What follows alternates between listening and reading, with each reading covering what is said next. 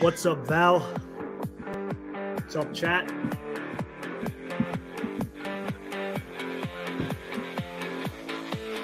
Dan is just getting ready. Prepare yourselves.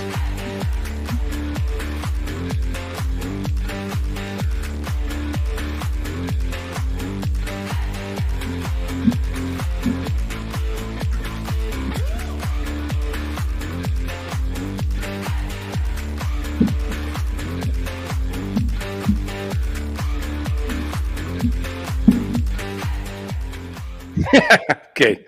All right. Welcome, NorCal Sports Network. And oh boy, another stinker. Decided to put a blue jersey on, a shirt on tonight because I thought, well, heck, I hate the freaking Dodgers, but I sure respect them. Man, what an organization. What it must be like to have a fan base that knows you're going to win. And we get these clowns running this organization saying, we got the club. 2 years in a row you got the club, Farhan.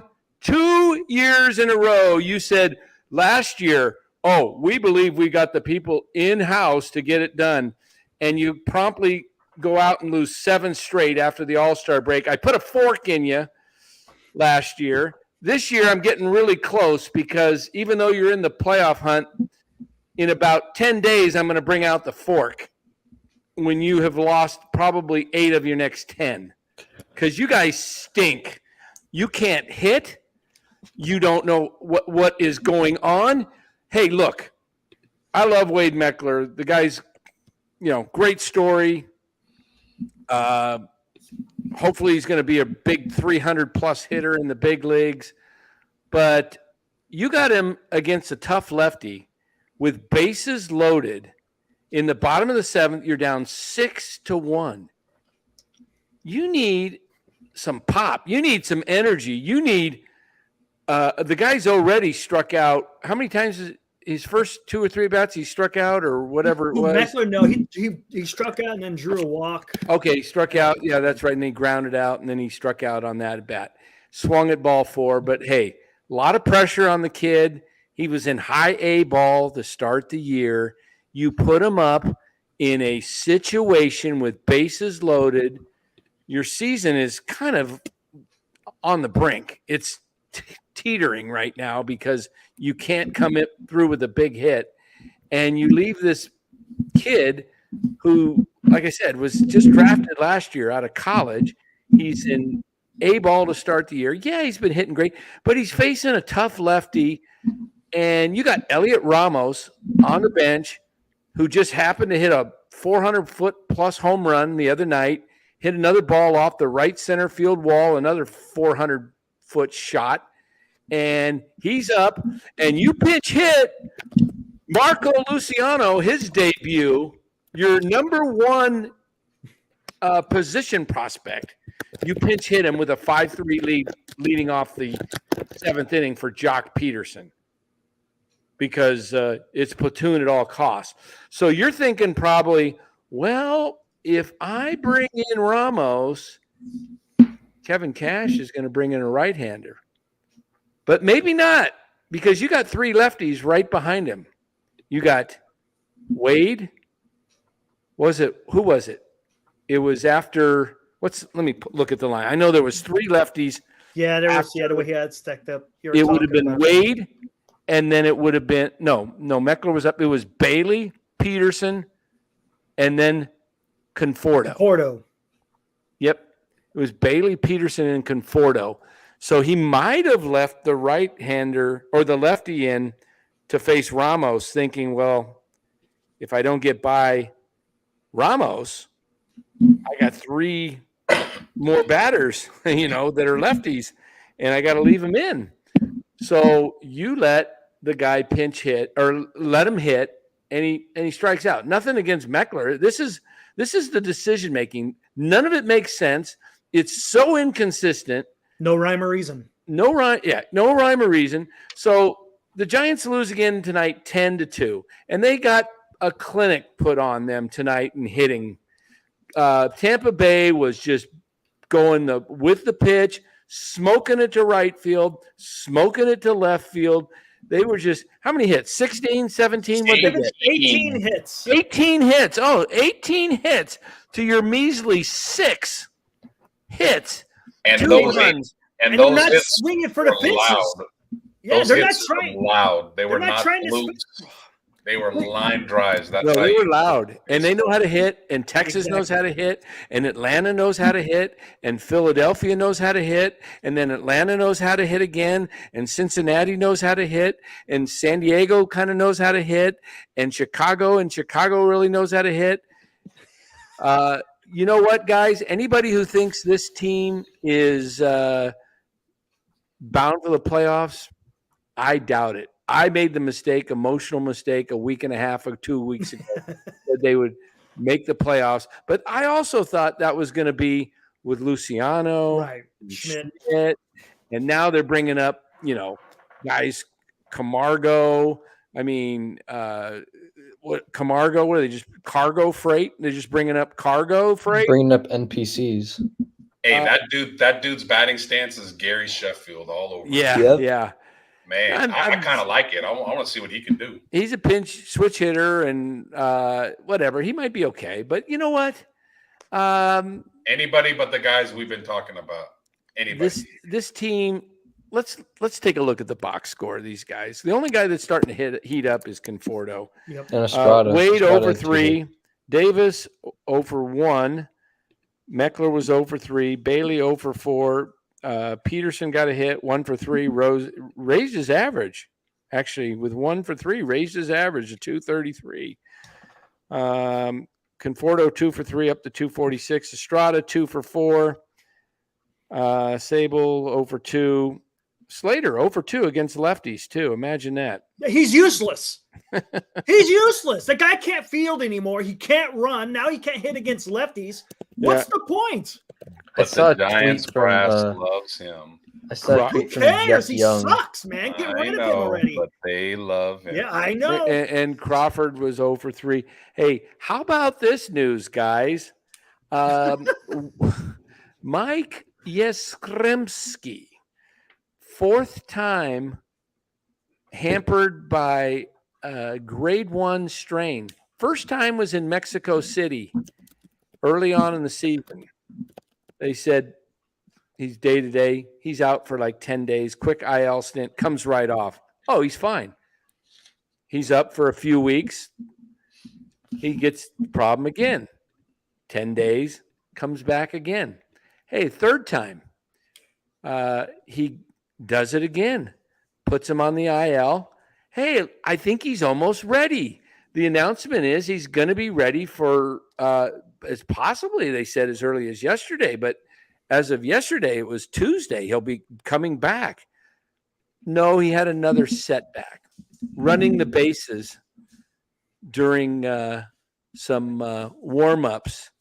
Imagine this.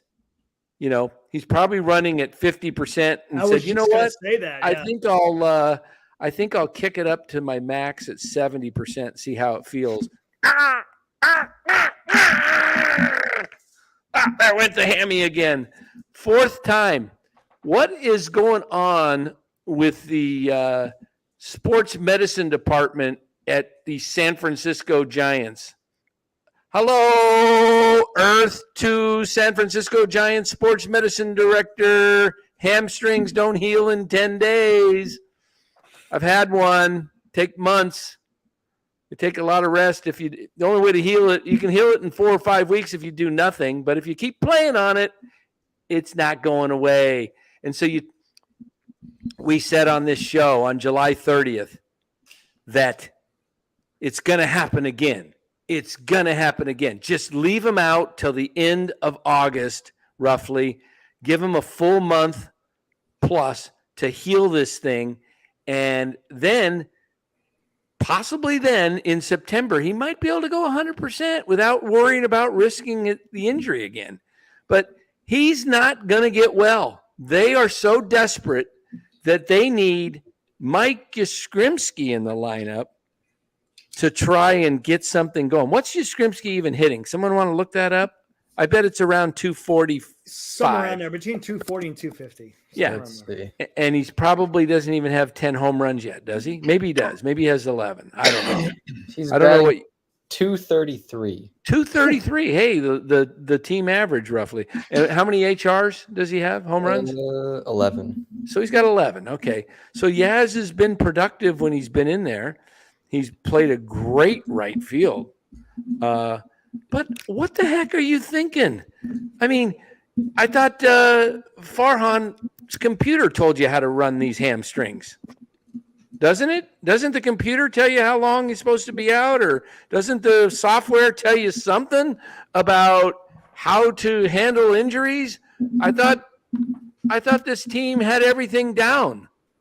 I thought they were like magically. They got the army of coaches, right? Mm-hmm. I mean, they got 15 60 coaches. Yeah, they got a coach for every position player. I mean, come on. Hey, did you see the box score for the Rays? Every one of their players got a hit. 6 of the 9 had multi-hits. I mean, it was like you said, it was a hitting clinic. That's how you play baseball. That's how you freaking play baseball. And we've been saying it. The pitching is gonna fall off. It's gonna happen. Now we need the rookies. I've been saying that. Now we need the rookies to ignite. Come on, Rothberg. Enough of that, dude. I thought it was the vets last week. Come on, man. That makes no sense, dude. You can't have it both ways. If you're going to come in here and have takes, that's fine. But when you keep flip-flopping, you're going to get roasted. It's going to happen because that's stupid. It's stupid, man. Come on. So this team has got some tough games. I don't know if they're bringing up Harrison. I assumed that they would bring him up for tomorrow night. If they bring him up tomorrow night and announce it tomorrow, it's Junis. I don't know what this team is really thinking. They are lost. They need a spark. And Kyle Harrison is the number 1 left-handed pitching prospect in all of minor league baseball. He pitched almost perfect the other night through 39 pitches, like 30 of them were strikes. First 9 guys up, 9 down. He was so efficient. Why would you not bring him up now after probably his best start? Had great command, didn't walk a batter.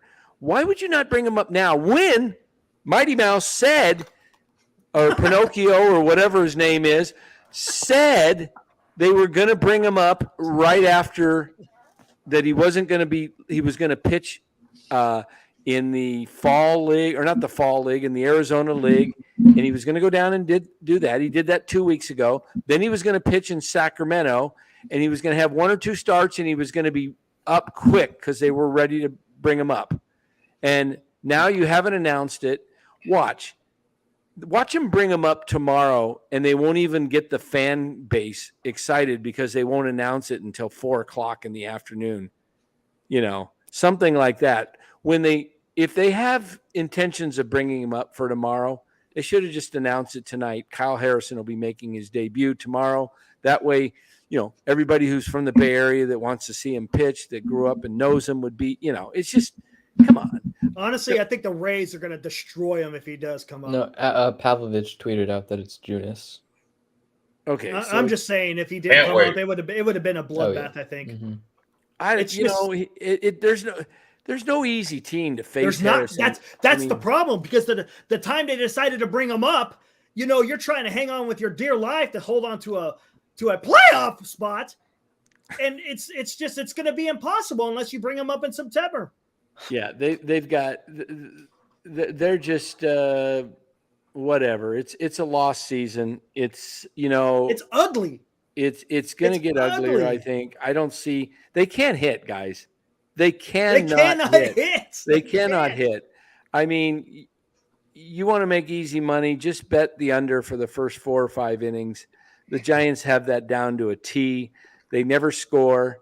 This is a team on life support right now. If not for Patrick Bailey, this team would have now lost. They would be under 500 if not for Patrick Bailey. Well, of course, that. But they also would have lost the last let's see, they would have got swept. Plus, they lost the last. What'd they lose?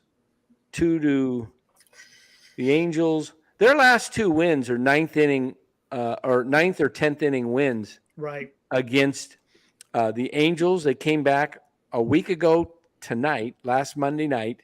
They were down in the 9th. They scored, 5 or 6 in the 9th inning last Monday? That was their last any kind of explosion, man. These guys are jam-packed tight with Pepto-Bismol up, because they can't. There's nothing that's coming out. Okay, real quick. After this, Los, you go for it. Are other teams, excluding the Dodgers, that much? Rothberg, do you watch baseball? Do you watch any other or read the news about what other teams are doing in the major leagues? There's a lot of teams playing better than the damn Giants, and there's a lot of teams that are probably playing better than the Dodgers as well. Not really. Not right now. Not right now. Dodgers are hot. Go on the internet. Go to MLB.com, and you will see the teams that are playing much better than what the Giants are playing right now. All right, go for it. Giants are the worst team offensively in baseball since July 1st, I believe it is. Either July or sometime. They are like dead Don't worry last. About the Padres. Don't worry about the Padres. Worry about your Giants. In every offensive category, just about. So if you enjoy watching this kind of baseball, hey, great, man. I'm only watching it because I'm trying to now make some money on them. Go for it, Los. Well, the cream usually rises to the top. Yep. Talent eventually is going to come out. And if this ship continues to sink, and if the Giants are going to get out of contention here pretty soon, you might as well just play the young guys and see what Not going to happen. I was juiced to see Meckler up, not at the expense of Montos going down, right. But whatever. I think we've all been wanting to see Meckler, what exactly he is in person. And I know he went 0 for 3. I liked his at-bats. I liked how he looks at pitches. He seems to have a knowledge of the strike zone. Mm-hmm. Look, talented kids are not going to come up, and not everybody's going to be Willie McCovey and go 4 for 4. Only OGs know that in his first game. So, this kid, I think, is going to be all right. So let's see what happens with, hopefully we'll see if Black comes up. We'll see if Harrison comes up. And if they're going to go down, at least go down with these kids, getting experience and pushing to next year. For those of us that kind of just saw what this team was and what they were going to become, let's get ready to go and figure out what we're going to be next year. And all the excessive fat that has been on this team that we've talked about, the Yaz's, the Wade's kind of borderline, the Slaters. Yeah, enough of that. The Jocks, all of them, they just need to go. It's ran its course. And I'm tired of hearing, well, they're not going to do that. Well, they need to, or they need to hit the road themselves. Yaz and Slater in particular, they don't need to be DFA'd and go to another team. They need to retire. And when they retire, this man on top of me who I'm pointing to, they need to go see him at Secure Money and make sure that they get investments and all the money that they've made taken care of, because Dan is a wizard at putting people's money to use safely for retirement. So Yaz, Slater, if you're listening to this, call my man Dan Cotamilio. He will take care of you. He will make sure that the money that you've made in your baseball career is going to be safe, and happy retirement. It's time for the young guys. Take it away, guys. With that, hey, we got 129 in the chat. Please hit that like, subscribe. You'll enjoy this content. They got to like their advisor, though. I don't know if they'd like me after some of my objective. We got to delete all these videos and make sure that they don't know and hear what you said. Hey, my problem is not with so much the players. The players are giving their all. They're Jock. Yeah. I'll just say this. This team has been constructed very poorly. It is constructed to win on the margins by platooning. You see that. They can barely hit the opposite. Look at their batting averages and they platoon. Okay. Just think about that. Look at these guys' batting averages and they platoon. Mm-hmm. Imagine if they played every day. Oh. Ooh. Okay. So these type of players that they've assembled are what you would call back of the roster type players. Slater. Mm-hmm. Yes. Conforto had his day. Mm-hmm. Flores JD Davis is a utility. JD Davis. Disco. Yeah. I mean, all of these guys, for the most part, Crawford is past his prime, obviously. Check this out, Dan. Eric in NorCal. Appreciate it. I haven't seen you in the chat. Welcome. Says Bochy outmanaged Kapler. Kevin Cash will do the same. Oh, I knew Cash. Ray's put on a clinic. Kapler has zero morale or motivation in that clubhouse. Why can't we be like Philly and realize this? Buster, please save us. I know what he's saying about Philly and realize this. Remember last year? What did Philly do? Yep.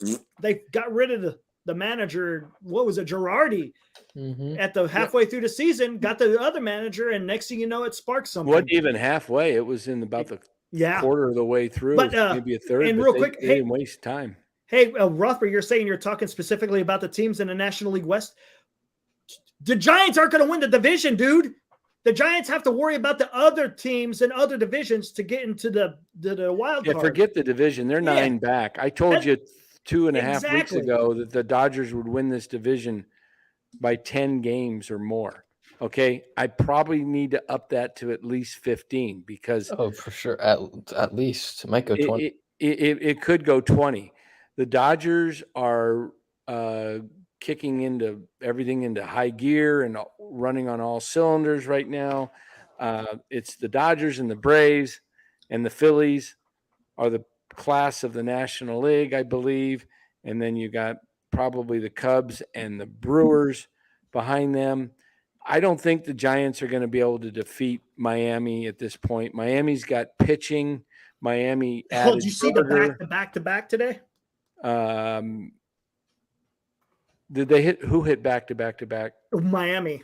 Did they really? Yes. Soler was one of them, and Soler, Barreras, Bell, and Bell. Yeah. Bell. See, they added Bell and Berger. Yep. I mean, I'm kind of glad the Giants didn't add anybody because they need a lot of help. So they need a ton of help. If they would have added one piece or two pieces, maybe they'd squeeze out a couple of more games. But they overachieve. Let's call it what it is. This is the way it is. They did a great job. They played well. They played above their heads for a long time. Kudos to them. Props to them. What's the stand? Okay, so they're a half game ahead of Miami in one game. By the end of this week, guys, by a week from today, Miami and the Cubs will have surpassed the Giants. And look where that run differential is going. It's going straight into the toilet. What did it used to be like 40, 50? It was up close to 50. Up to the 60s. It's gonna be red pretty soon. Mm-hmm. Yeah, it's gonna. The pitching's wearing down. Yep. Pitching. I'll tell you what. You guys think pitching is like solid? Let me tell you what it's like. Those of you who have never played a competitive sport. When you got all the pressure on you to not give up any runs, knowing if you give up more than 2 runs, you're probably going to lose the game. That puts a ton of unnecessary pressure on the pitching staff, and only a few people like Logan Webb can handle it. Yep. Okay? So you put that pressure on a staff and you wear them down not only physically but mentally, that they know that their job has to go out and they have to be perfect. And if they're off and they've given up 2-3 runs, it's like they're so deflated internally because they know the game's over, because they know that they're done. The team's not going to pull them out. You can feel it. You can see it. I don't know if you feel it, right, guys? Bora, you played, Los, you played. When you get down and you know that you don't have what it takes, the horses on your team, it's almost impossible to bring yourself back above the surface. It's really hard. When it's a team game and you know that you're carrying urine, and baseball is such a different kind of game because you could be the best hitter in a lineup, but if nobody's getting on in front of you and nobody's protecting you behind you, you're not going to be able to help that much. And it's frustrating. So mentally you're coming to the ballpark going, shit, I can only do what I can do. I can't help this team. And if you know that, that's a hard thing to overcome. So the more losses keep piling up with these guys, they're going to know. And I said this a couple of days ago, when Farhan did not get anybody to help this team, that could have worked one of two ways. Oh, you don't need any help. You're fine. Or I don't think you getting any guys any help is going to make any difference. And they've responded poorly since the trade deadline. Look what their record is and look how they're scoring. It's not good. And as far as their pitching goes, we've said it for a while. They have a great bullpen.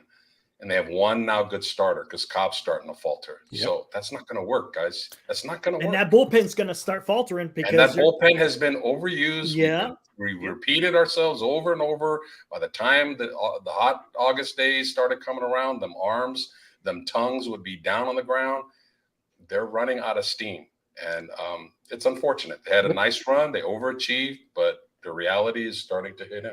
And here's another thing. I kind of understand the opener when you're trying to do matchups, but you open with a righty, and then Beck comes in right behind him. Why didn't they just start Beck? It's a righty behind a righty. I don't understand how you're doing a matchup there. I don't get it. I have a few points from this game.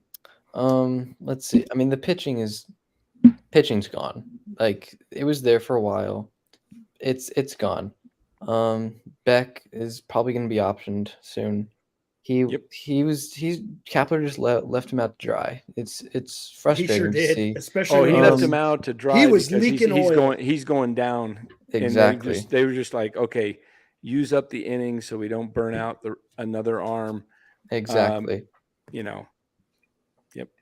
And since when are Scott Alexander and Luke Jackson multiple inning guys? When has that ever happened? They're 1 inning guys. Why are you trying to stretch them out by putting them in for 20 plus pitches? Especially when both of them just came back from injury. Exactly. It doesn't make any sense. Kepler's management is horrible. We were talking about consistency. Dan pointed it out. You pull out Luciano earlier in the year to making his major league debut when he's facing a righty. Why don't you do the same thing with Meckler? Luciano's the higher prospect. He's the higher rated prospect. It doesn't make any sense. There's no rhyme or reason. There's no consistency in this team whatsoever. And that, I think, is the main problem. The pitchers, Alex Wood was quoted the other day. He was asked, what's your role? His answer, everything. He doesn't have a role. His role is everything. The batters don't have a role. Every new day, Tyro Estrada could be batting second. He could be batting ninth. There's no role for any of these players. And Will Martinez made a good point a little while ago. Like, you again sent another wrong message. I mean, Luis Gonzalez isn't no all-star, but he was a young player, and when he played, he was pretty damn good. He was a good contact hitter, which this ball. Oh yeah, I took some crap for that today, Los, on Twitter. So you didn't wave Pollock. Exactly. Yeah, it makes no sense. Yeah. You waved Luis Gonzalez, another young guy that maybe has some upside. You kept the 35-year-old that has no history with this team whatsoever. That's just a bad message. Yep, that's what I was saying. When they're getting around and they're sitting around at the tables and they're going, okay, we're going to bring up these guys, and okay, who are we going to release? Like, they really put their heads together and go, yeah, let's get rid of Gonzalez. They're trying to release these guys. It's obvious who you need to release. Slater and Yastrzemski. It's obvious. Yep. Slater is 0 for his last 15.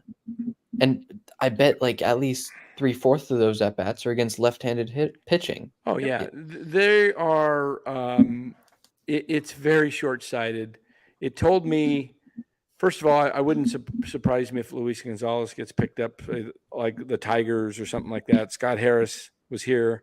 He saw what Gonzalez was capable of last year. He's only 27. Yeah, he's coming off back surgery, but still, he's got years ahead of him. He could, stick. There's a possibility he clears waivers and then he comes back to the Giants. That's probably Farhan's thinking. Oh, he'll clear waivers. We can create a spot on the 40. Now he's just a non-roster player.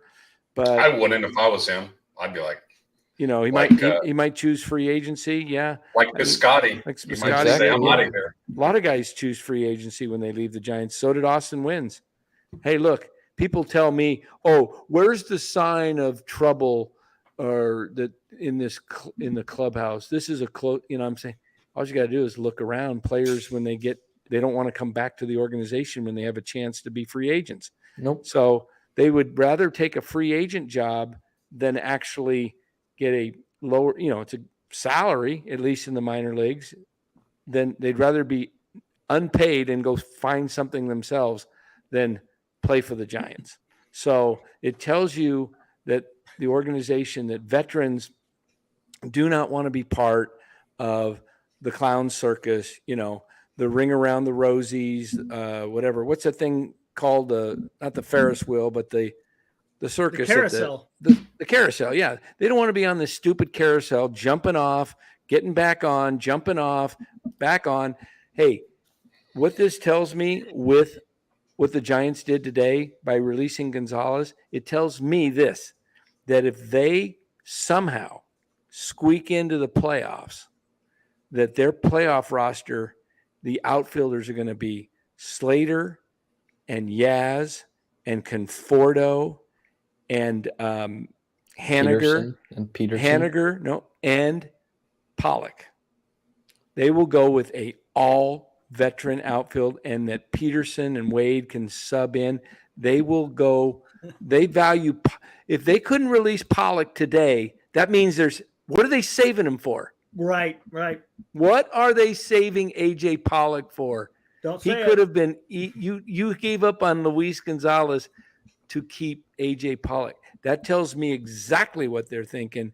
They think it's veterans that are going to get this thing done, and they are not going to.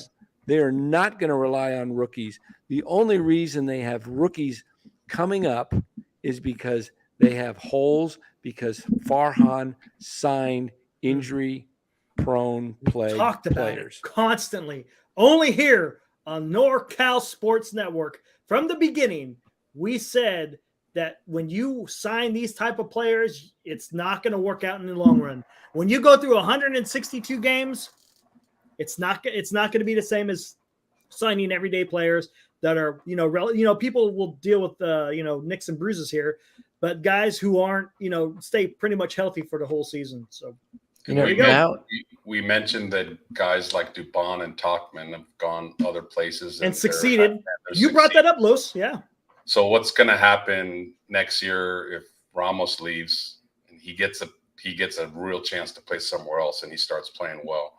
How many young guys do we have to see go to other places, not be platooned, be given an opportunity, and they actually do well? Not a guarantee. They might not, but they're going to damn well be given a chance, a realistically legitimate chance to either succeed or fail. And that's what this Giants brass does not understand for the young guys. They're going to, what they're going to do? They're going to let some of these young guys go. And in the offseason, they're going to bring in some other guys that are in their early 30s that maybe got hurt last year. And they're trying to get them to rebound, catch lightning in a bottle again, like Conforto. Maybe we can pull something out of them. They're going to be healthy. We can get them on a decent – if they continue to do that, like this fan base is already pretty frustrated. It's just going to – it's just time, man. I don't understand how the owners. I've said this before. The owner's 89 years old, right? Greg Johnson. He's the main. No, Charles Johnson. Charles Johnson. Damn, man, names. But there's 29 other No, but Greg's his son. I think that's who you're talking about. Okay. Too. Some of these other owners, they got to get in their meetings and they got to say, hey, look, old dude, like, this is not working. This regime is not working. We're losing our fan base. Hey, Dan, to back up what you were saying, talking about and they still charge $100 to park their car at the game there. How the hell how can you feel as a Giants fan? Okay, I'm gonna go from the East Bay. For those of you that don't know how the Bay Area is, I'm gonna go from the East Bay over the bridge, deal with traffic. When I get there, I'm gonna pay $80 to $100, and that's not the parking lot right next to the stadium. Park at Red Java. That's 3 to 4 blocks walk. I'm probably going to get bothered by a couple of homeless people while I'm there. And once I'm inside the stadium, I'm going to pay $14 for beers, $20 for a sandwich, and I'm going to watch my team score less than 2 runs. Have a nice day. Yep. Dan, but to talk about what you're saying, how with the clubhouse, there's been word. Think about it. Remember last year when Casale got traded to Seattle? Yeah. He came out with some not so glowing words of the Giants organization when he was with Seattle. Well, he didn't come out and say it. Dubon is another one that has said certain things about this organization. You got Wood, who's currently with the organization. You know he's biting his tongue. How about Zach Littell last year off the mound? He'll be pitching in this series. I think he might be opening Wednesday. He's tomorrow, I think. Is he tomorrow? I'm pretty sure he's tomorrow. Yeah. This is what I'm talking about. So there's definitely some stories out there that everything is not as it seems in the clubhouse, no matter what the media is talking about. And word spreads. Quiet for a while. Yeah. They've tried to keep it quiet for a while, and now people are coming out. Yep. Little by little. It's getting louder and louder every week. Now is the time for Farhan to actually be a GM. Yep. Be bold. Make a move. Call up all the young guys. The season's over, all right? What if they make the playoffs, whatever. They're not doing anything in the playoffs. It's obvious. All right. Cut bait. Call up the young guys. Just start over. Be bold. That would be awesome. Stop playing it safe. But they won't do that. This is the problem. And he's not going to do that. He's not because you know what? He's just going to play it safe. He's going to do whatever. He's going to keep this lineup who's hitting like 2 runs a game at best. Nothing's going to happen. How about this? The other day, what was the game? The score, was it Saturday's game that was close or Friday? Friday, right? 2-1.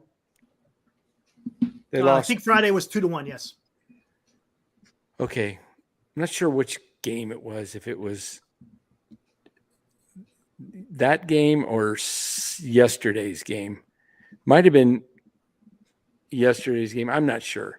But I was reading it in Baggerly's column on The Athletic about Brandon Crawford, how they do things here versus how they do it in the other dugout, and how Boch used to say when his team was in a slump, he says, you just these are my guys. You just got to go with your guys. And Baggerly was basically saying that's not how things are run here. That Crawford came up in a situation to face Chapman, the hard-throwing lefty, and he was 2 for 6 lifetime against Chapman, and they brought in Matthias, and that Gabe was quoted as saying, we don't owe Brandon or anything kind of an explanation. It's just that's how they do things around here. So the point was that Bochy would have let Crawford hit. And yes, Crawford was 2 for 6, and that was years ago. Now he's 36 and he's lost some. So there's something to that. Yes. But the fact is you brought up a guy that you believed in stronger than Crawford. You believed in him so much that you sent him down today. I mean, this is the kind of stuff they do. They will go for any matchup, whether it's for a day or two or a game or an at-bat, then look at a guy and see what he really has. Like, at this point, just let Meckler play. Let Ramos play. Why would you put Slater out there over Ramos? Just let these guys play. because you don't know what you have. You have a situation like, let's use the 49ers analogy. They're trying to see what they had in Trey Lance last year, and he got hurt. Now they can't afford to put Trey Lance out there on a trial to see what he will give them because they have a Super Bowl window.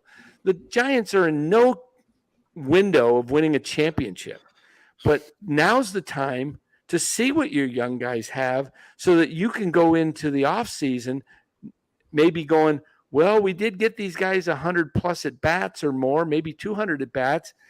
Maybe we need to add a little here or make a trade here or there. But you're never going to find out. This is the time to find out when you're in a non-championship window.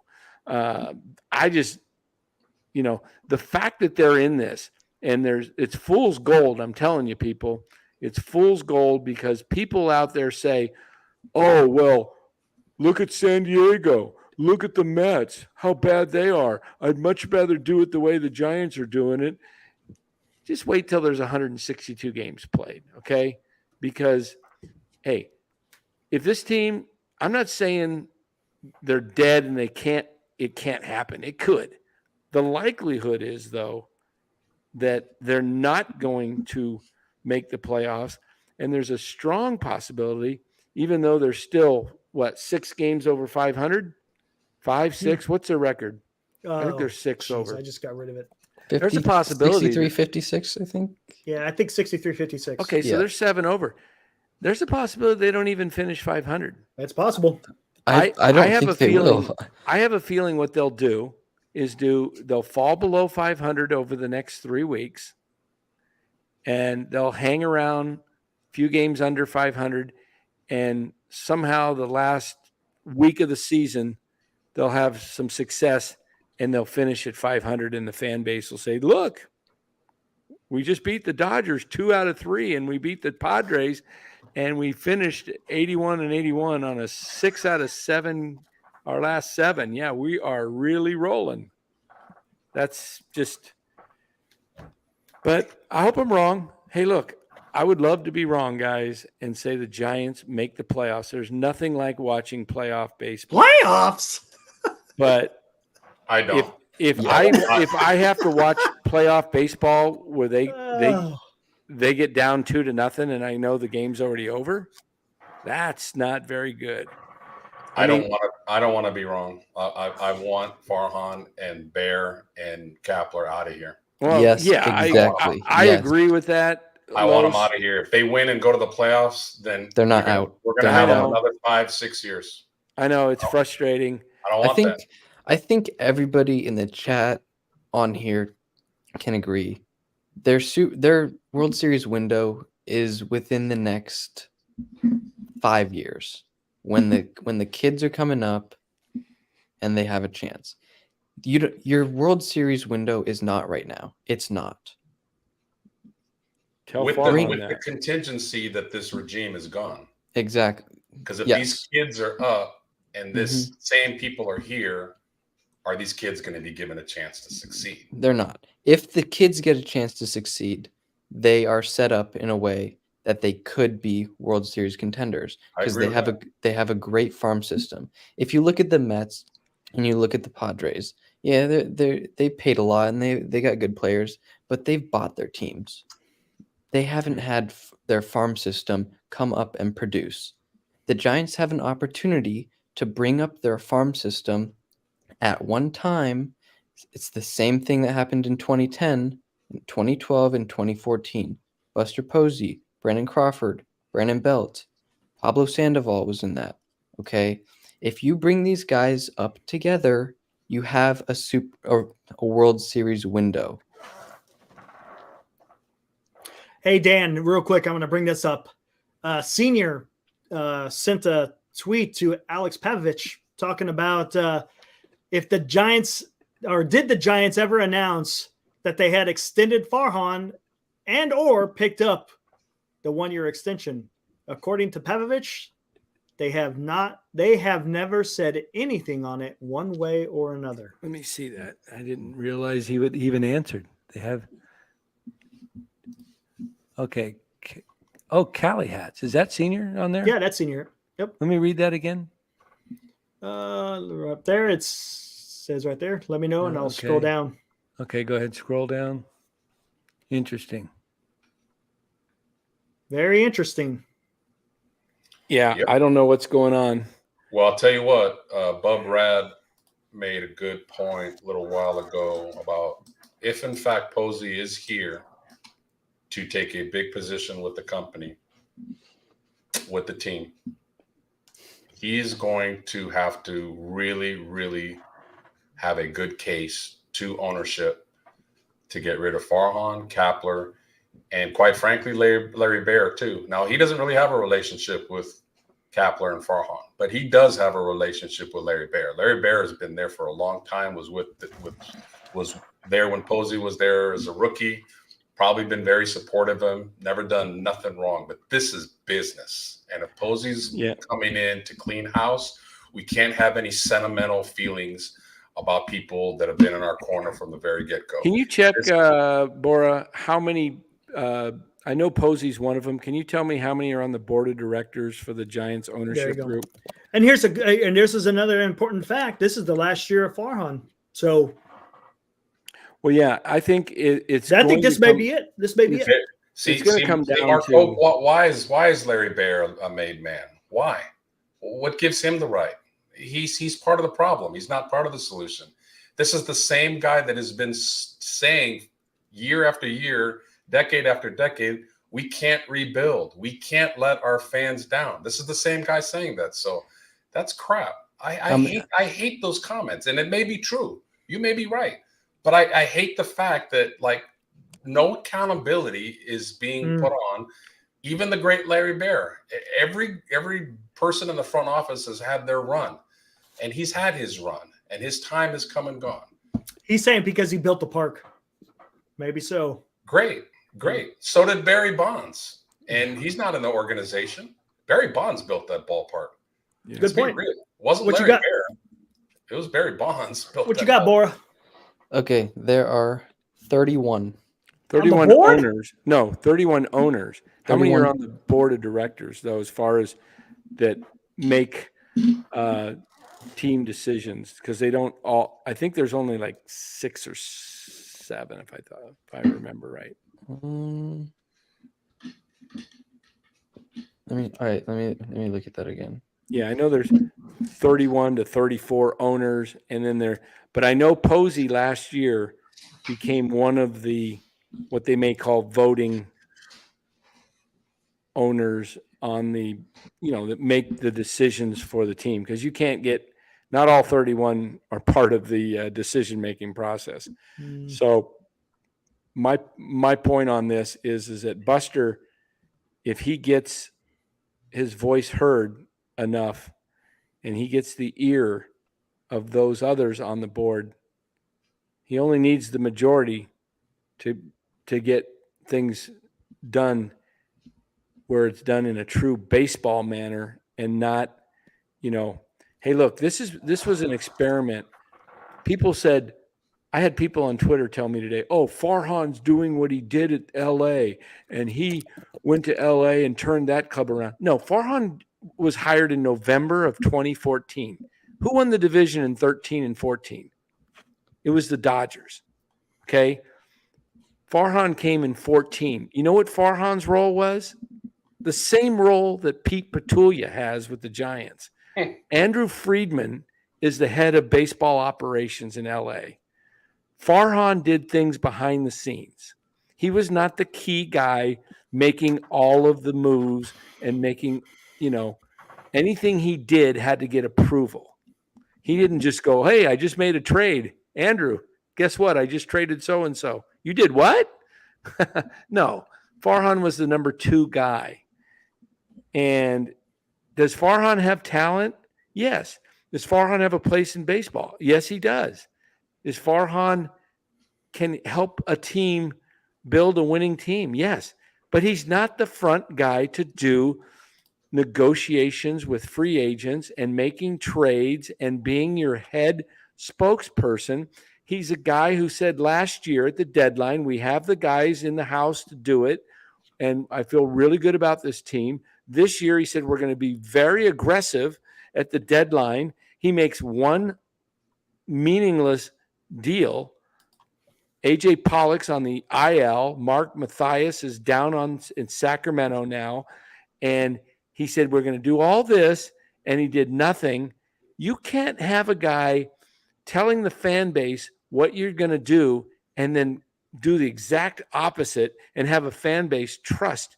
I don't know why people trust this guy to think he's going to come through. I mean, didn't he ever read Aesop's fable? The boy who cried wolf.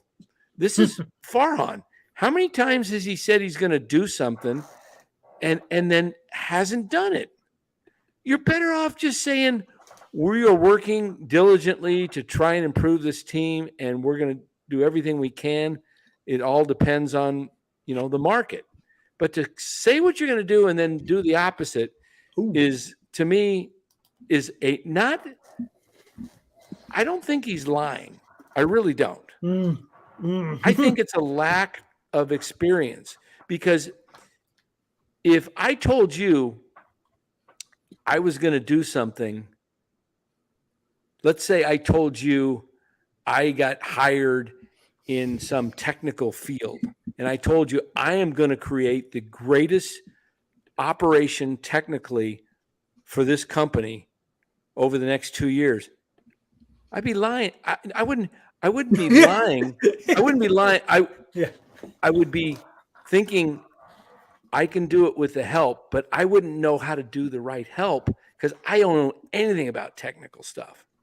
Now, if I told you I'm going to sell and I'm going to make such and such, and I'm going to be one of the top salespeople in the industry by the end of the year, I'll probably be able to do that if I put my focus to it, because I'm experienced at it and I know what my strengths are.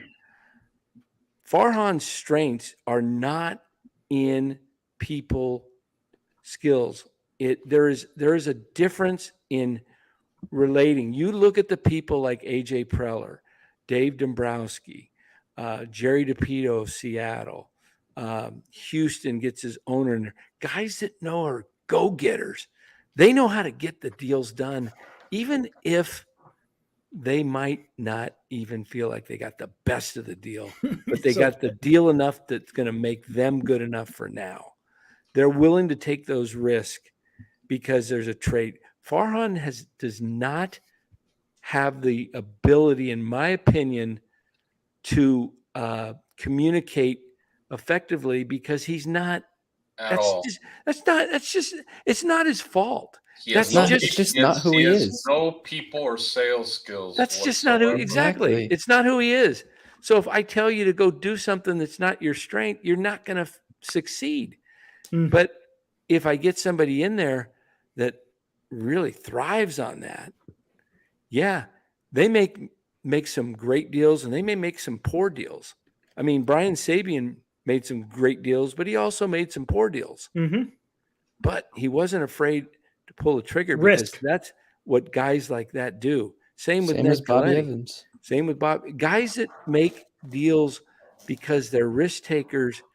Farhan is not a risk taker. Nope. He plays it by the book. He plays it safe. And you need to sometimes, perfect example of this, guys, was Cody Bellinger this year. 1-year deal is all he wanted. And I've said this 100 times on the show. That's not hard to go out and sign a guy, and you don't even need sales guy skills. Just go offer him the most money by like $5-6 million over what the market is paying him, because that's what you got to do, because you're trying to sell him on coming to San Francisco when he's got an equal offer in Chicago, and he's weighing and he's looking at the two situations. He's probably thinking to himself, well, I know I'm going to play here in Chicago. They're not going to do all this, hey, Dan, platoon stuff. Maybe it's a case of I know what San Francisco is doing, and I don't want nothing to do with it. That could be a huge possibility. Yeah. Money talks, though. Money talks. But if he's just want to do a 1-year deal to prove himself, and he knows that he's going to get platooned, he ain't going to get the value that he wants. Well, if he's going to get platooned, my guess is they wanted to know where they stood. What's the plan? And they said, we can't guarantee you'll be, you won't be platooned because that's our philosophy.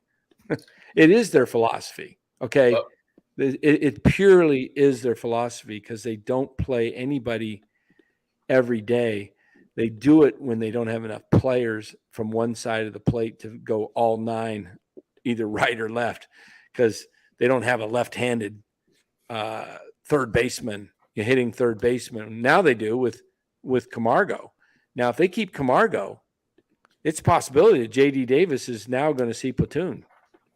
Good. Yep. He played real quick, Liam was in the stadium. He said it was empty. Yeah, it was empty and it was dead. And it's going to be very empty. And I'll tell you what, they have a extremely short window because when they come back from their road trip, they have Atlanta on the weekend. They're fortunate that it's a weekend because the Giants draw, pretty darn good on the weekend. They draw terrible for weeknight games. Now listen to their schedule remaining. They've got Atlanta when they come home, weekend, and then they got Monday, Tuesday, Wednesday, Cincinnati. Nobody's showing up because you know what? That's the end of August. When does school start back in the Bay Area? Pretty soon, right? It might have already started. I know think it started starts over here. Wednesday. Okay, so nobody's going Monday and Tuesday night, and then Wednesday afternoon, not many kids. And you know what else? You got 49er football starting. Yep. And that's a wrap. And then the Giants come back home after that trip from Cincinnati. They go on the road for 7. They come home for 3 for Colorado the weekend. That's not going to draw a lot because that's September 10th. They got a 1:00 game at Oracle. Guess who's playing at 10 in the morning that day? 49ers and Steelers. Where's everybody's loyalty going to be? The 49ers. 49ers. And then you follow that rest of the week up with Monday through Wednesday with Cleveland. They'll be lucky to get 10,000 people in there at that time of year, the day after the Niners home season opener. And then they go on the road and then they come back and they got 3 in midweek against San Diego. Nobody's coming. And then they finish against the Dodgers with 3. And if they're out of it, it'll be packed with Dodger fans.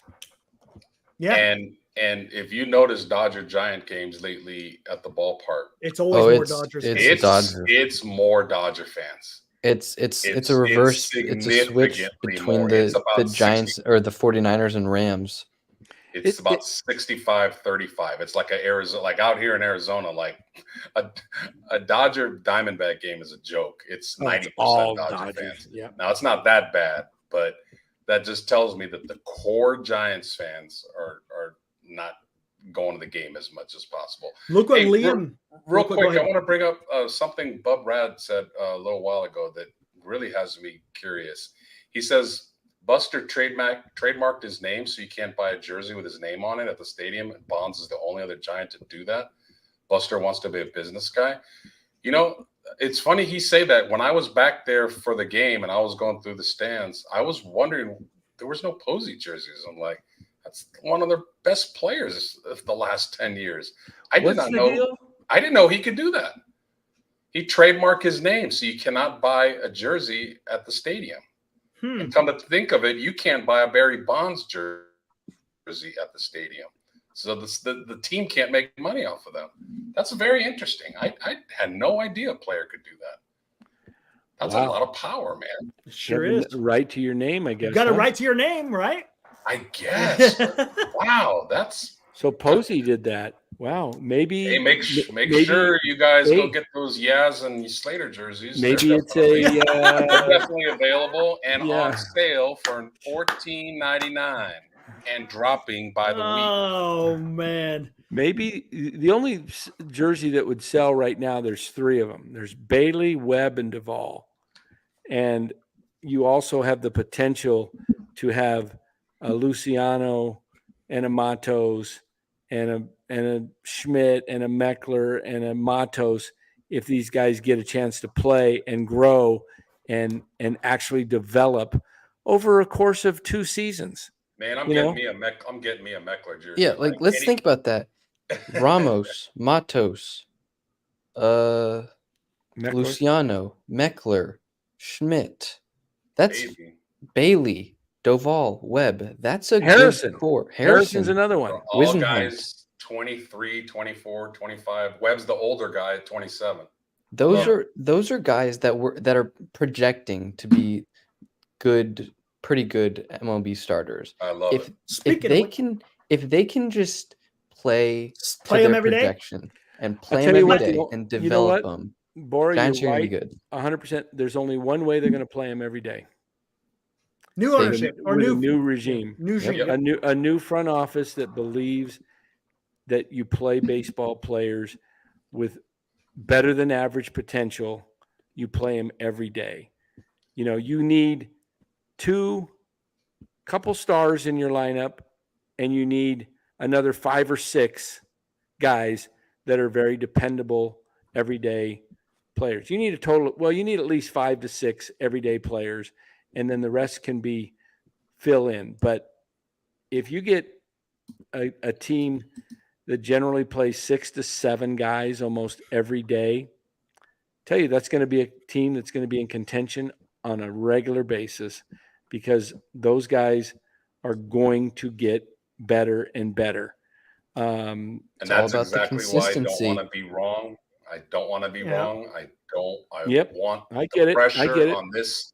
I want the pressure on this regime. And the only way the pressure is going to look what Liam is saying. I'm praying on the Giants' downfall right now. In the park. And I hate it. I'm not crazy. I'm not. It saddens me to admit that, but that's how much I want this regime out of here. Liam is in the park, and he's saying fans are starting to get grumpy at the park. I think this platoon stuff is really wearing people down. Shit, I would too. If I paid, that's why I didn't renew my season tickets. Everybody. Exactly. There you go. I mean, I wasn't going to pay to watch this stuff because, you know, I think the players, if they are capable, some of them, not all of them, because hey, look, let's just put it this way. Slater was never a big prospect. Yaz didn't make it up to the major leagues until like 8 or 9 years in the minors. He's got the right last name. Yeah. It's a nice story. Look at Estrada's a good story. Crawford, Crawford had his years and he was good, but most of these guys were not top prospects that the Giants have acquired. Their only chance is playing guys that are from within and building their top prospect core. Now, I'll say this.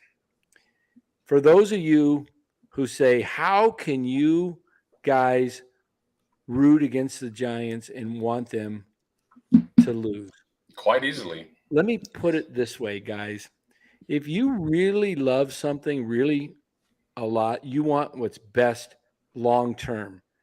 If my daughter, I have older daughters, 2 of them are already married. One's about to turn 20 here next month. My youngest. If one of my daughters was dating a man and about to get married, and you generally believe marriage is hopefully for permanent, and I saw that was really bad for her long term, and I saw all kinds of red flags in the person that she was wanting to marry, I would be trying or hoping in my mind that I might say something, say, hey, I don't think this is right. But if she disagreed, she's an adult and she wants to move forward, I would be hoping and praying that something falls apart so that she can meet somebody that's actually going to be much better and have a much more productive happier and healthier life. And that's what we're saying with the Giants. We believe that the Giants, we want them to win, but we see that as long as they are with Farhan running this team and even Kapler is the manager, that they're going to run this ship the way they're running it. And, you know, everybody point 2021, it was fine then. Hey, everybody had a breakout year. Belt, Crawford, Posey was Posey. The pitching staff was great. The role players, Wade, Estrada, Donovan Solano. How many guys hit home runs in the last inning to tie it or win it? It was just a miraculous year. And then guess what? Posey leaves. Ron Wotus leaves the bench. All of a sudden, the old guard from the Giants is gone, and everything just fell apart last year, and it's looks like it's happening again this year.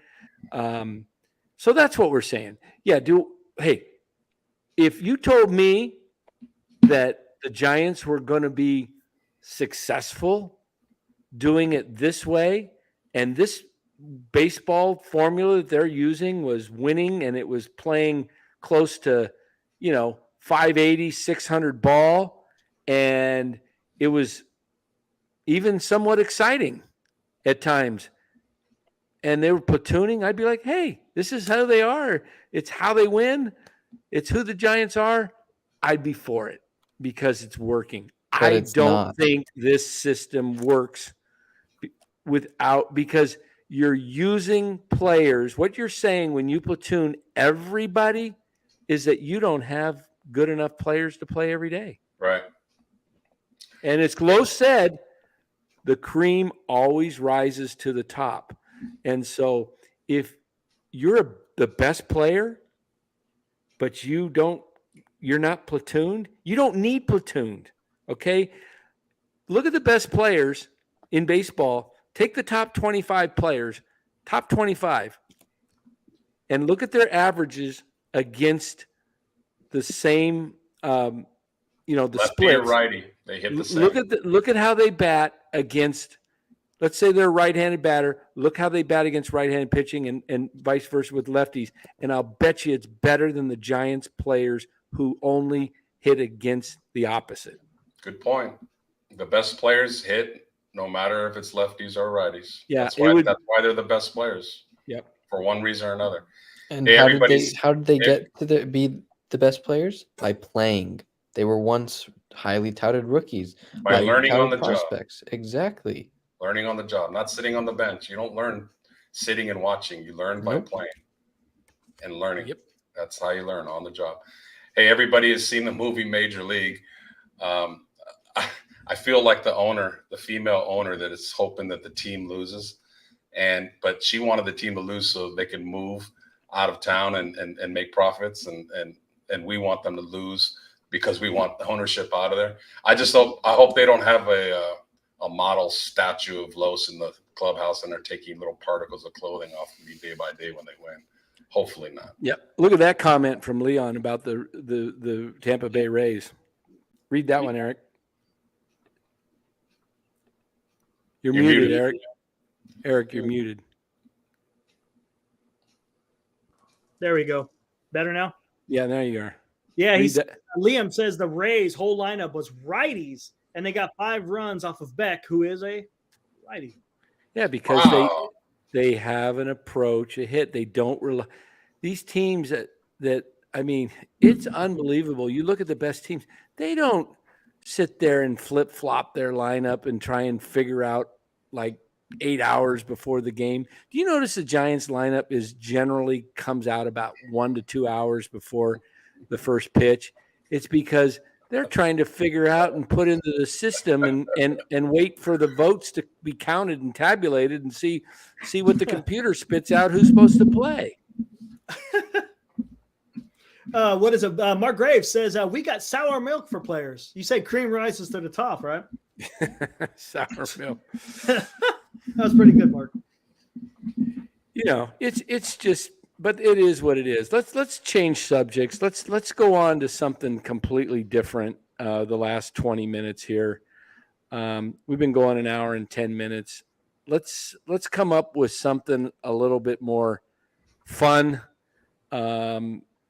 Let's think of A Chardall question, a top 5. How about give me the last 5 rookies that came up from the Giants that we were excited about and actually turned in to be really good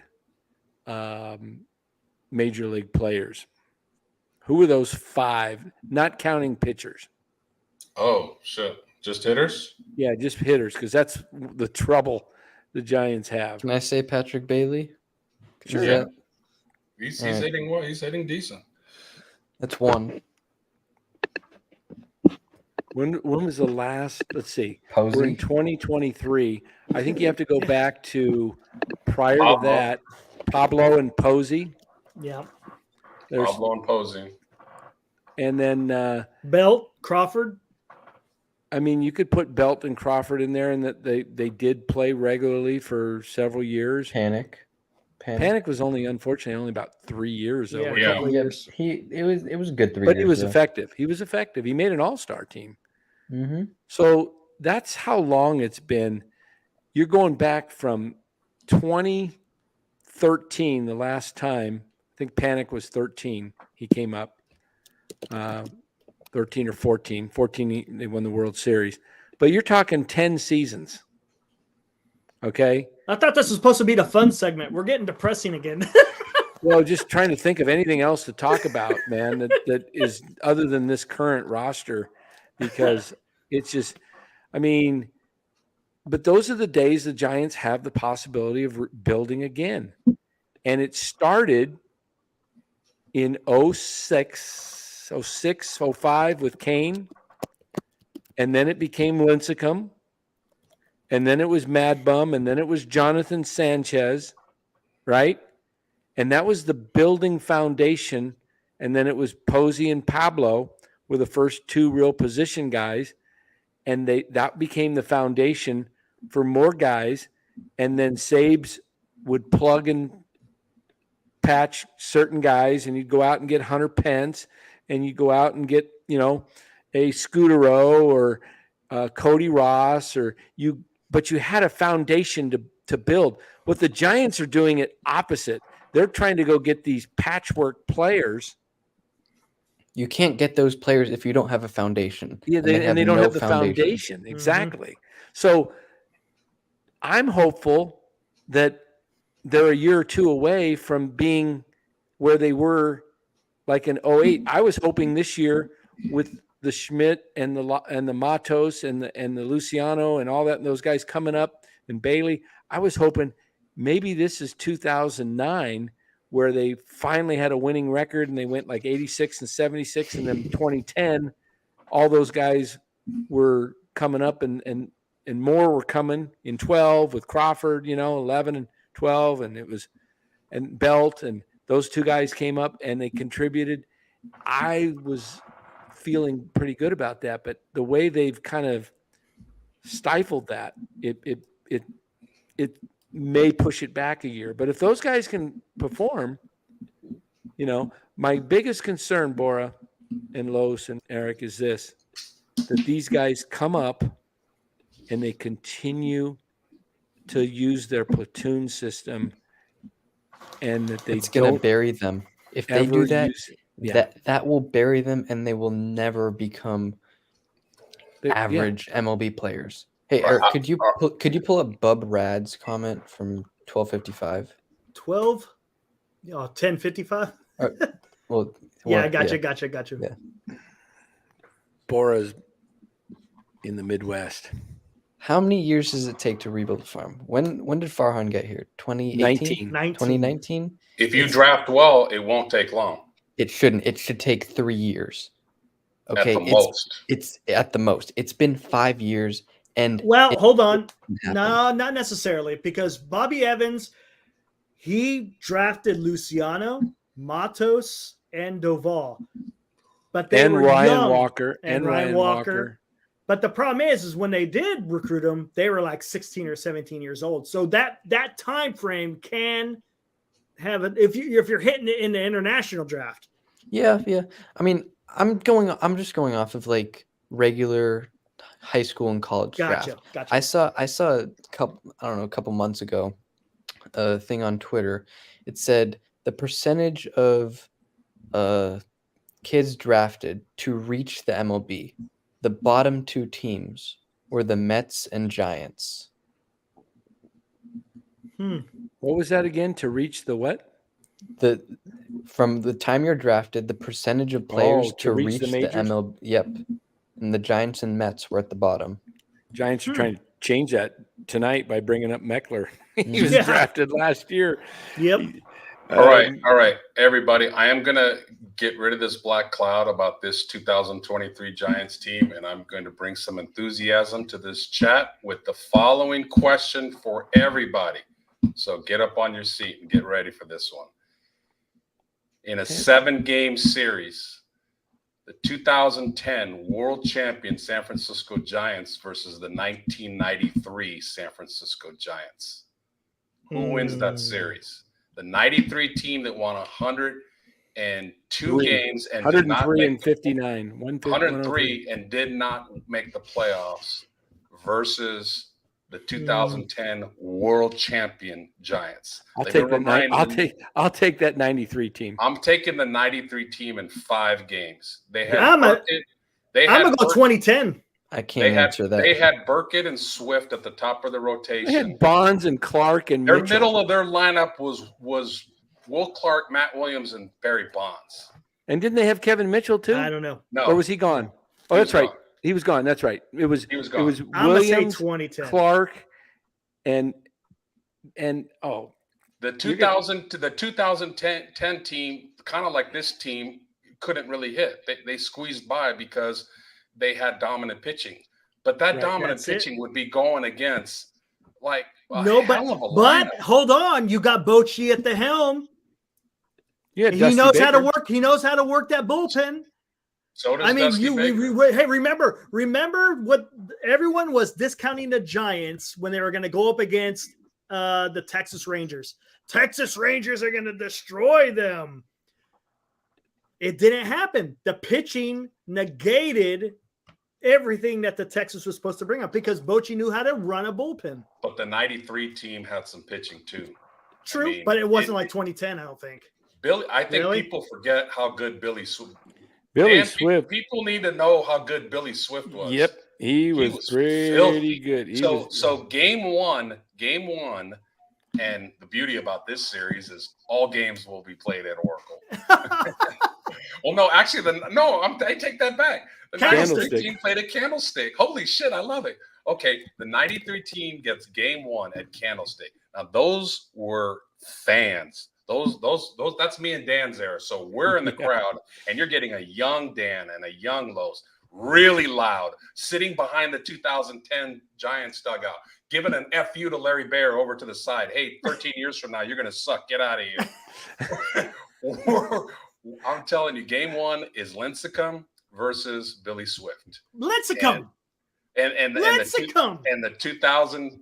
93 team wins 5-2. They get game 1 because as good as Lincecum is, he ain't shutting down. I think Lincecum would get out Matt Williams. He would go 0-4, but I think Will or Bonds take him deep. Yeah, and they win 5-2 because Will and Bonds, and they had Robbie Thompson. The 2010 Darren not Lewis, hitting Billy Swift. Willie McGee. Timmy was near he was almost just coming down the peak from his. I know. I love Timmy. I know. I love Timmy. But when it gets to game 2, it's John Burkett against Matt Cain. And I think they hit Cain. Cain gives up the long ball. Not in 2010. Not 2010, Matt Cain. But the 2010 team didn't hit, man. That's what I'm saying. No, but they pitched. I know they pitched, but they would win games that they only gave up 2 or 3 runs. They would give up like 4 to 6 runs against that 93 team. That 93 team was the best. Dan, back me on listen this. Listen to these batting average for the 93 team, just by position. Yep. 275. That happened to be Kurt Manwaring too, the catcher. 283. Will Clark. Robbie Thompson, 312. Royce Clayton, shortstop, 282. Matt Williams, 294. Barry Bonds, 336.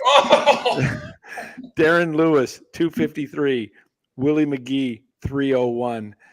253 was the lowest, and that would be way above the Giants, like, best hitter right now. I mean, I guess if you put Flores in there. The 93 team is also the best Giants defensive team I've ever seen in all my years watching baseball. Yeah. That 93. So even if Burkett and Swift and the other starters maybe gave up some line drives to this 2010 team that couldn't hit. The 2010 middle of the order was Posey, Pat Burrell, and Aubrey Huff versus I know you got the pitching, but I'm going to counter it with the hitting. Now we go to the bullpens. This is where I think 2010 might have an advantage. Affel, Lopez, Brian Wilson, that's pretty nasty. Remember Guillermo Mota? Yeah, if there are a lot of tight games, then the 10 team might win that one. But I'm just going to say I'm going with the 93 team. That team was stacked. No, don't get me wrong. Great team. I'm just saying 2010. No, MF. It'll be close. I'm not ripping the 2010 team. I'm just saying that the 93 team was better. Just because they didn't win a championship doesn't mean that they were not better. They won 103 games. That's a lot, man. And if they would have got in, I think they win it all. That team was loaded. Who was the closer in 93, Danny? Beck. Rod Beck. Rod Beck? Rod Beck. Hey, Shooter was nice. Shooter was nice. Yeah. I just like that lineup. The 2010 team, man, you had to rely on Cody Ross. Which team was it? Was it the 97 team or 99? Or maybe it was both that had Ellis Burks and the outfield was, I mean, they had three they guys. had a hell of a, I think it was the 97, wasn't it? The 90. Oh man, they had Burks and Jeff Kent and Bonds. And I mean, they had three guys with 30 homers, didn't they? Yep. What were the home runs on that team? A lot. I know. Didn't they have three guys with, and Aurelia was on there too, right? Yeah, I think so. Hey, Dan, the 93 bullpen, good shit, Gonzo. Shitcock. What is it? Shitcock? Beck, Rags, Rogers, Brantley, and Mike Jackson. Brantley and Mike Jackson were nice. Yes. I bet you looked them up. I bet their ERAs were in the 2s. That was a heck of a fun team. What was the home runs in 97? That's what I'm looking at. I don't see Ellis Burks in here, but JT Snow had 28, Jeff Kent had 29, and Barry had 40. Might have been 2000 or 9. Maybe it was in a two. Maybe it was the. Was it the 2000? I'm gonna be honest. I have no idea what you guys are talking about. This is all gibberish to me.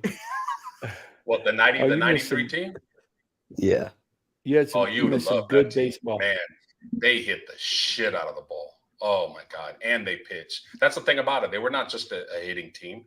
I'm telling you, Billy Swift he won 20 games that year, didn't he? Danny? Yep. Yeah, 21, I think.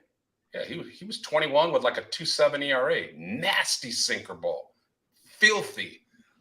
That would be an interesting series. All right, here's the 2000 team. Home runs, Bonds 49, Kent 33, Rich Aurelia 20, Ellis Burks 24. This was a candlestick. Yeah, I'm looking right now. Ellis Burks' 19.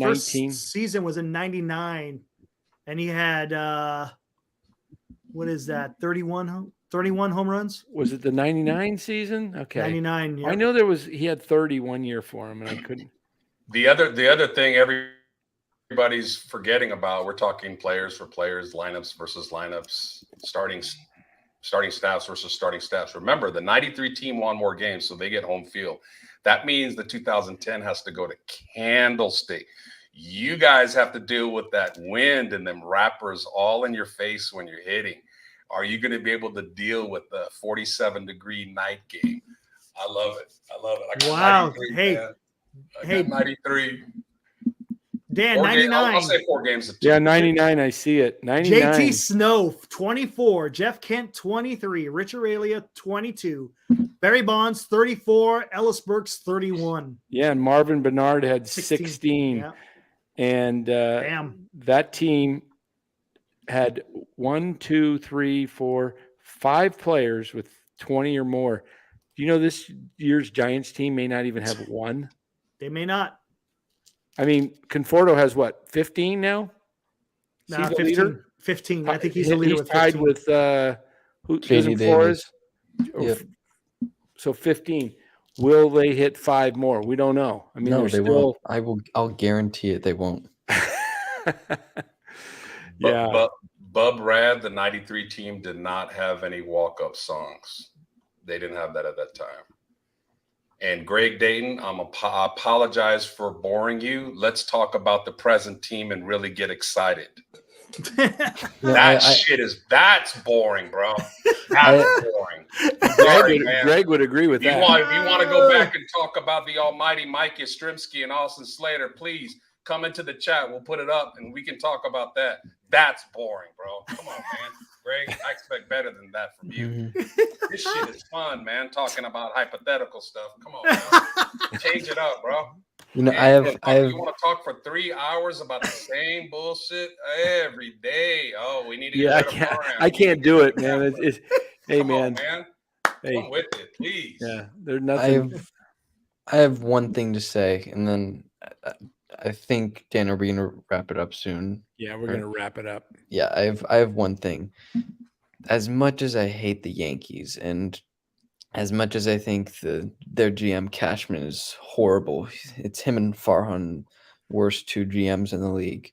Battling it out. Look at what they've done with Anthony Volpe, whatever his name is. He's played in every single game, and he hasn't produced too well, but he's produced, and I guarantee he will be an above average to star level player within the next 3 years. You know why? Because he's getting his development in. What's his stats? Every single game. What's his stats? How many at bats, hits, all right, let me pull that average, OPS, okay, on base, strikeouts? He's batting 211, 291 on base, 383 slugging, 674 OPS. He has 16 home runs, 46 RBIs, 20 stolen bases, 42. How many at bats? 389. 389. Okay, so they are letting him play it out. They're letting him play it out. How many strikeouts versus Ks? 42 to 121. So he struck out 121? Mm-hmm. Ooh. Take 121. How many at bats? 389? 389. Mm-hmm. All right, so let me just give you that real quick. 121 divided by 389, 31%. A little over league average, 25. So what that tells me is exactly what you said. They are letting him develop, and they know that he is the guy of the future. He's the future, yeah. And correct. They may miss the playoffs, most likely will this year, the Yankees. But they've got, now they know what they got. Anthony Volpe will be back stronger, better next year. Judge will be healthier. They'll add where they need to add. And they got Ohtani. They also got Jason Dominguez, the outfielder. Yeah, he's probably be coming up. They have a couple pitching prospects and outfielder prospects. So, yeah, this is. I mean, tell you where it's going. I mean, we're seeing what's happened with the Mets. They imploded this year. They spent $350+ million in player salaries, the highest ever, and they are under 500. The Padres spent a ton, under 500. Now what's happening is the Mets are tearing it down and trying to get younger, and they're not even saying they're all in for 24. And this is why Max Scherzer and Justin Verlander wanted out, because they're at the end of their careers, and they didn't know that the Mets didn't commit to them of being what is all this? What's he doing? Oh, just a Morocco. We're just having fun, yeah. Morocco wrestling? said that the No. 93 We're had eight gold glovers. And I'm saying there's going to be a lot of. Can you imagine that? Like, What's Eric doing? What's Eric? What's the sign mean? What's that mean? What does that mean? Let's do it You again. watch baseball? Yeah, you thrown out of here. Bye. Okay, so Eric's gone. All right. So anyway, we just tossed him. So what I was saying before, You tossed him like Billy Martin, man. I tossed him. So he didn't think I knew that. He didn't think I knew. He just fell right into my setup. So anyway, yeah, baseball's changing. Teams are not going to keep spending. They're going to go younger. And the Giants have a chance to do it, and they're still trying to play washed up, middle-aged, middle of the road. Not even – I would call most of the Giants position players as average at best. At best. I'm using – instead of using the word below average and trying to be nice – and a little bit congenial and politically correct, saying they're average at best. And that's what they're going with. And they're missing a golden opportunity to play these guys and just develop them. And, you know, the Orioles did it last year, and the Orioles almost made the playoffs last year with all those young guys. And they're still developing these guys, and they're in the race. Look where they are this year. Yep. And the Giants are short-circuiting that because of their money ball approach. So anyway, Eric L. says, what does he say? Rest in peace. What does that say? Rip Eric, we are Rest hardly in knew peace, you. Eric. We hardly knew you. Eric's been a wonderful guy, but, you know, he was mouthing off to the umpire, call balls and strikes, trying to rip on the 93 San Francisco Giants, a team that Los and I have very fond memories, but also still a scab there that can be picked and really a wound because they got ripped off. They didn't even make the playoffs with 103, and we had to watch them lose to the Dodgers in game 162. And so Eric picking that scab, I think he had to be just kind of sent out of the room and sent a message that he kicked dirt on the umpire, and old school Danny just kicked him out. You're out of here. Just threw him right out. I don't know. Should we let him back in, everybody, or let's get a vote. Let's get one vote. Let's leave it up to Graves. Graves has final authority. Graves, bring him in or not? What is happening? What are we watching here? This has something to do with Eric. This was his strikeout thing that he was doing. Oh God, that's a horrible strike. That's Lavon. Yeah, I was. Trock Talk says platoon the vote. Platoon the vote. Mark Graves says in. So that's good enough. Bora, you have to know your history. You have to know your Giants history. I'll catch up. I know you will.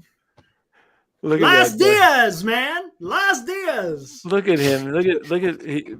Come on. Eric missed his calling. One more time, Eric. You like that? That's pretty. But it's funny. The other night we were watching a game, and we were coming home, and I had the game was going on, so I had my phone on the MLB network, and it was playing through my Bluetooth in the car. And so it's really loud coming through the speaker. And you hear a called pitch and you hear this. And my wife says, what is it? What does that mean? And the guy's going,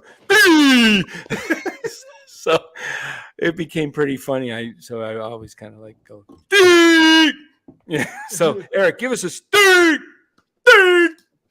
Pretty good. Strike three. You're out. That's it. Yeah, who's got the best punch? Who is it? Oh, there's one guy. Who is it? It's the Ripper guy. Dutch Renner. No, there's one dude that just chops down. I don't know. Chops down? Yeah. Dutch Renner was really loud. Was he the one that was super loud? I gotta listen to Who was the guy that was super loud? Was it Dutch Renner? Hallion? Yeah, Dutch was very, very exaggerated. What's his first name? Tom Hallion. Tom Hallion had a really good. Who's the one that called the Sergio Romo call? Was that Hallion? Game 4, 2012 World Series. I can't remember who that was. That was a good one. Dan, did it ever cross your mind? Did it ever cross your mind to become an umpire? Ever? Mm-hmm. Mm-hmm. And why did umpires back in the day always have to be fat? Why were there Holy no thin crap? That was guttural. Back in the day, umpires were all heavy. Yeah. Hallion was like, rah! Rah! Yeah. Hallion was who was the umpire that gave him and Bumgarner stared each other down? For Joe West. Joe West. Yeah. That was great. That was awesome. Great. Man. Who's gonna blink first? That was hilarious. 2 North Carolina guys. Yeah. Oh yeah, awesome. I bet you they have a beer together afterwards, and I'm sure they did. Ted Mosby says, "Can we revisit the analyze this Bryce Harper Hunter Strickland brawl? That was good. That was brutal for. That was For God, who ran into each other? Morse that was Pence. seismic. Look at Hiroki, 93 game Giants. Samardzija, he speared. By position. Morse and Samardzija. That was Look bad. at the position. What is the games we got? Oh, we didn't. Hey, I was trying to read that. Oh, sorry about that. Yeah, that was a step lineup. 153 left field Bonds, 157 Darren Lewis, 131 right field. Shit, they had Willie McGee there. Oh, 153 was Royce Clayton. It doesn't tell us the games though for Clark and Thompson and Williams, unless they were all played 153, is what maybe he's saying. I'm not sure. That sounds like a lot of platooning, doesn't it? Jeez. 8 Gold Glovers is so mind-boggling because how many guys are actually playing in the field other than the catcher? How many guys are there? Count them. The Giants had 8 Gold Glovers. They basically swept every position that year. That's how good that defense was. So they say pitching and defense wins in the playoffs. That team never had a chance to go to the playoffs. But if they did, that might be the best Giants team of all time. Yep. It may be. That was an unbelievable team. Man. I love, trust me, 2010 is very special to me. Well, if it wasn't for the Colorado Rockies and they played the Braves 18 or 19 times and they didn't win one game. I'll always hate the Rockies for that. Always. If they beat them 1 game, 2 games, Giants win the division, they go to the playoffs. Yep. And history changes. Hey, I'll tell you what. We'll wrap it up with this. The Giants have been the point of playoff changes twice. Mm-hmm. In 1993, there was no wild card. The Giants win 103 games. The very next year or 2 years later, they introduced the wild card and it was only 1 wild card to start. Then it came to 2.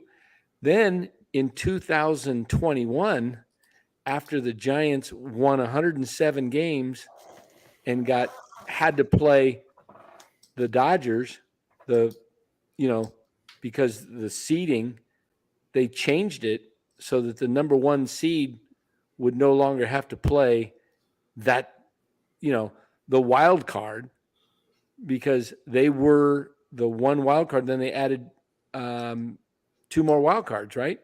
Yeah, they added 2 after the 21 season, right? Yep. Right.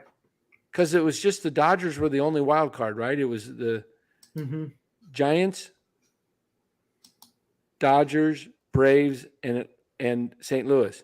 Atlanta. Oh, no, wait. Milwaukee was in there too. So how did that work? No, there was 2 wild cards. No, St. Louis. Was it 2 wild cards? Yeah, they added a 3rd after the 21 season. Why did the Giants end up playing the Dodgers, though? Why did that work out? I can't remember how. The Giants have been screwed for that 1 year they won the division and they had to go on the road first or something, or I forget what it was. Like the Marlins had more games. Like that was so wacky. Yeah. So here's a question real quick. 62 team. Does that beat all the World Series teams? That the World Series that won, I should say. That's a very, very legitimate question. That was a stack. Mays and McCovey and Cepeda and Marichal and Gaylord Perry and McCormick and great call, Red L. I think that team might beat the 93 team. Yeah, I succumbed. That was an all-time team. They went to the World Series and lost in Game 7. Willie McCovey with, was it bases loaded or second and third? No, second and third, hits a line drive. Bobby Richardson at second base.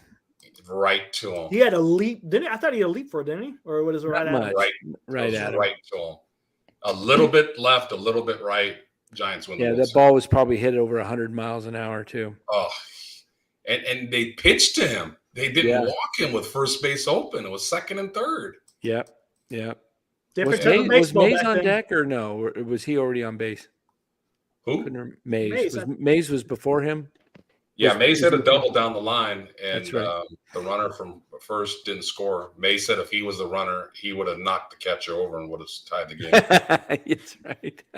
Hey, I love the Alou brothers. That's right. If you guys have not seen the Willie Mays documentary on HBO Max, you are fantastic. Absolute entertainment. That guy is just pure gold. Absolutely love Mays. Oh, the shit that he talked to the right fielder. You stay over there by the line. I got all this territory right here. Love Willie. Yeah. And look, and the dude's hands. Yes. That producer of that show was trying to when men shake hands and they try to strong grip somebody to see who gives in first. Willie Mays is over 90 years old, and he made that man tap out. That's a beast right there. Mays was 92. He made him tap out. He was awesome. Don't mess with Willie. Don't mess with the Say Hey Kid. Hey, everybody. We'll be back tomorrow night about 9:30, 9:40 again. Same time, same channel, probably about the same results as tonight. I don't see the Giants being able to score too many runs. Right now, they just can't hit. So they're going to have to – something's going to have to happen. I don't know what it is. But, hey, but everybody hit that like button if you would. I know there's still 94, 95 in there right now. If you hadn't done it earlier, please remember to hit that like button. It's helping a lot, those likes with the algorithms in YouTube. We're getting positioned in better places when we pop up sometimes just when nobody else, when we're not even looking for NorCal Sports Network, we pop up. So has something to do with the Giants or 49ers or whatever, we have a shot at popping up. So thanks to everybody in the chat, Senior, Haruku, Eric L, Kyle, I can't read I need my glasses. We got everybody in there. McKiernan. The McKiernan clan. It's a good Irish name, lad. Bubrad, Spencer, Logan, Val Ramos, Red L. Unite the clans. Unite them. Ted Mosby, J10, Mark Graves, one of our moderators, Mo G, Trock Tox, Liam from the city in San Francisco joining us tonight. Outstanding of you to join us, Liam. Many others. Gonzo. Don't forget Robert Rothberg. He comes Robert in here and gets his Rothberg, lumps. yes, always. Robert Rothberg. He came in. He takes his licks. 49er. Didn't we have what's her name? Was she in tonight? Necron. That's a newer one. I haven't seen Necron in there. He's been around for a while. All right. Will Martinez, Justin Kerwin, MF. Don't forget Greg Dayton. I'll try to step it up. Greg Dayton, Chardall, Niner Empire 101, Hoodie. Who else did we? I know we're missing a lot. Gonzo. I don't know if you mentioned. I mentioned Gonzo. Yeah, DJ Venus back in the house. Thank you, Val Ramos, Eric in NorCal. Joe Boyd. The new guy, Bub Rad, with some good comments. And He's Justin been around. Irwin. I've seen him. He's been around. Freaky. That's a new one. I haven't seen That's a Freaky for a while. Are you a female, Freaky? Or are you Niner Empire 101. You're a female? J Tan, I think I mentioned. Liam's Crazy Channel. Yep. Mark Hope. Yep. Mark always gives us hope. Thank you, Mark, for all your super chats over the previous ones and all those who have donated in the past. We thank you for that. Fozzie, Lou Marston, one of our favorites.